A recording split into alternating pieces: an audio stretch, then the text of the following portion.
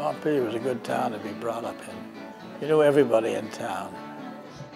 Montpelier was an interesting place because I think people were quite friendly. A lot of continuity of families. People, I guess. It was a place where you knew everybody. You go downtown and you knew everybody, either by name or reputation. I liked the stores. I liked the way they took care of you, you know. Montpelier has always been one of the country's smallest capital cities. As the government center of Vermont in the early 1900s, it was a town where everyone knew everybody and everything. Aside from being the home to Vermont politics, Montpelier had several well-established businesses, including banking and insurance companies. Along the Winooski River, other industries like tanneries and granite works were established to refine stone from the famous quarries in nearby Barrie.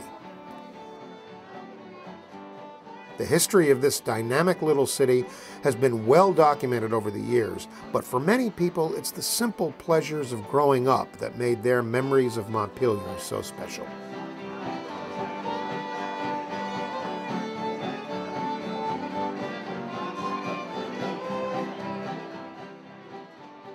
Back in those days, you didn't have recreation departments.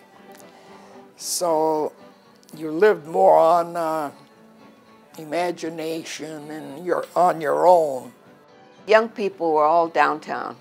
You would go with friends to prowl the streets because nobody had cars and people just roamed the streets. And there weren't really any places to go except to walk around and meet boys. Well, when we were kids, everybody stopped at Cross's Bakery and bought the candy for a penny. Barquins. That's where we lived. After school, we all went down. We would come in and have Coca-Colas. We played out in the street in a bunch of kids together. We played kick the can. Well, we had an old can and we used to have sides and kick.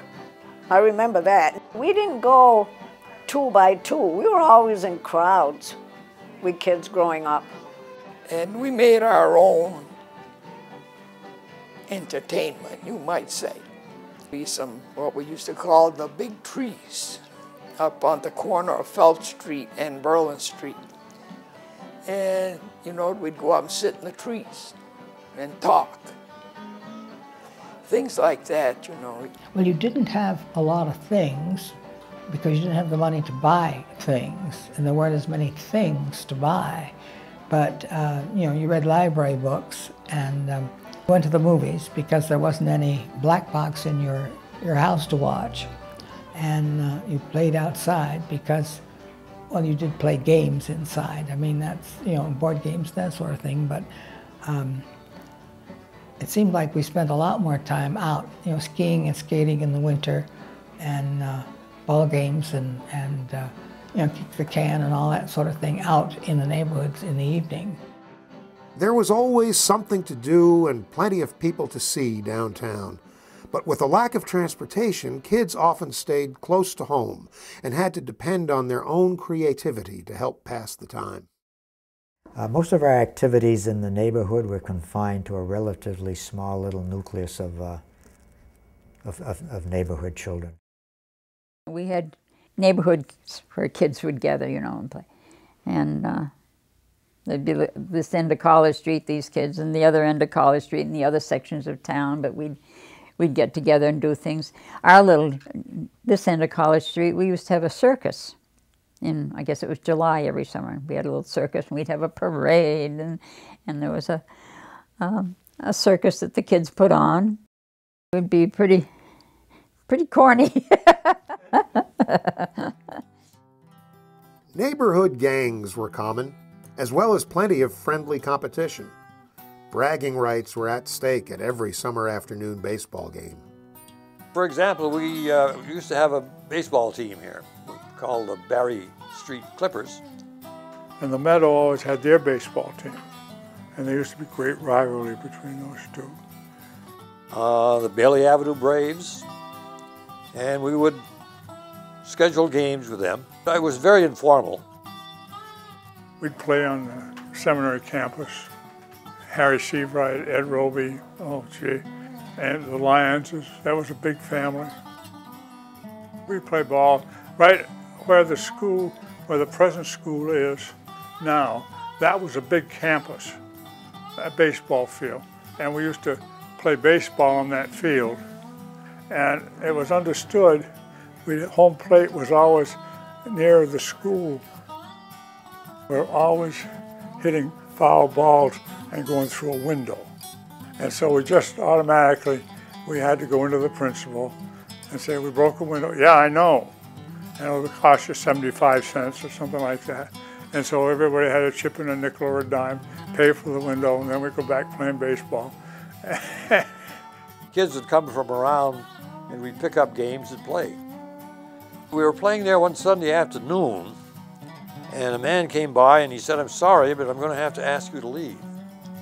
Turned out the field was owned by Montpelier Seminary, and they did not allow entertainment activities on Sundays. So we left, but they didn't mind other days. We played, believe it or not, up on Sabin's pasture. They let us use that for a ball field.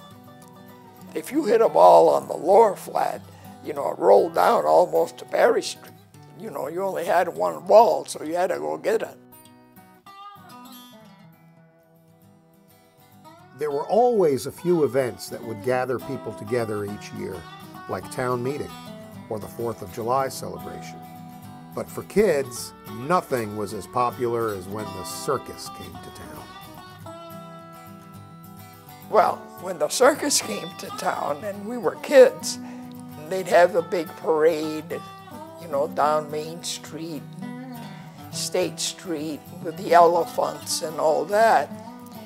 Oh, that was a big day when the circus came to town. And they'd come in by rail. That was another thing. Come by train. So we'd go down early in the morning and watch them unload. That was really more fun than maybe the circus. See the elephants working and the horses. It's beautiful horses. We kids would go down there and work and get a ticket to go to the circus. Whether you were attending the circus, playing baseball, or kick the can, every kid knew when it was time to head home.